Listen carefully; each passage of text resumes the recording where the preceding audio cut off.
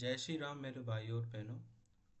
जैसे कि आप सबको पता है, एसबीआई क्लर्क प्री का फेस 1 का रिज़ल्ट आउट हो चुका है। तो ये वीडियो मुझे कुछ दिन पहले ही बनानी थी, लेकिन मैं बना नहीं पाया।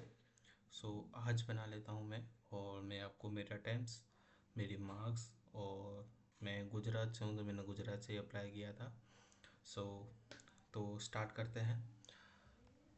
मेरे एसबीआई प्री में जो अटेम्प्ट्स थे,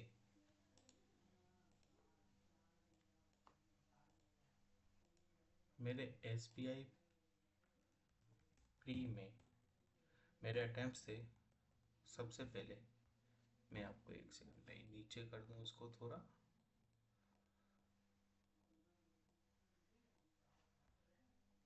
हाँ जी, मेरे अटेम्प्ट्स थे।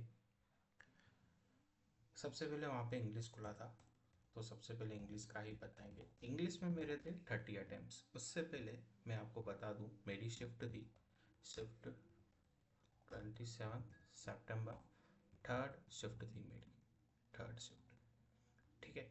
इंग्लिश में मेरे थे 30 अटेम्प्ट्स, और क्वांट में मेरे थे 27, रीजनिंग में मेरे थे 35। तो ये कुल मेरे 92 टोटल अटैम्प्ट से, 92।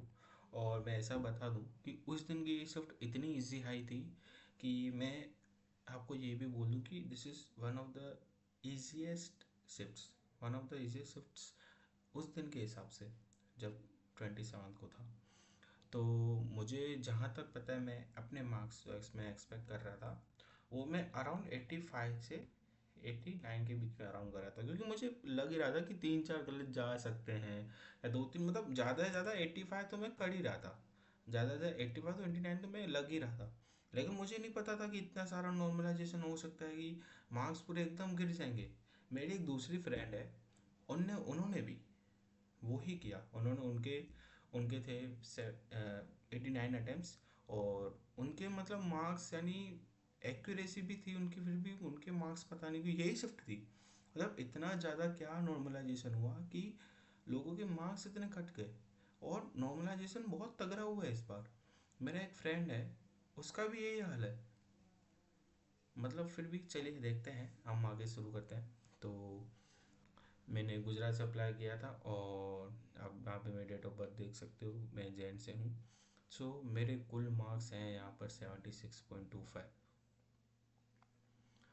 मैं बिल्कुल ये एक्सपेक्ट नहीं कर रहा था कि मेरी मार्क्स इतनी, मैं अब तक मैं ऐसा हूँ खुद के अंदर कि नहीं, ये मेरी मार्क्स हो ही नहीं सकती है, क्योंकि 80 के अब अबाव तो मुझे पता है कि मेरे आ जाती है आराम से।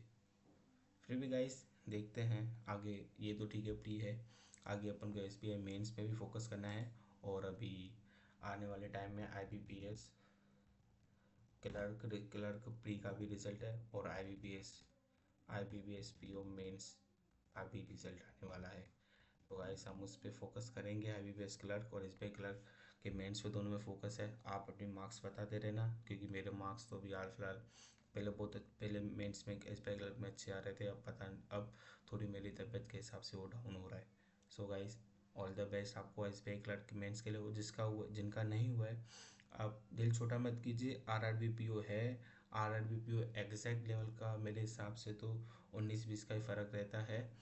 एस बी आई क्लर्क से थोड़ा ऊपर जाता है वो, मेरे हिसाब से तो ठीक है, लेकिन आप इसे प्रैक्टिस करो, हो जाएगा।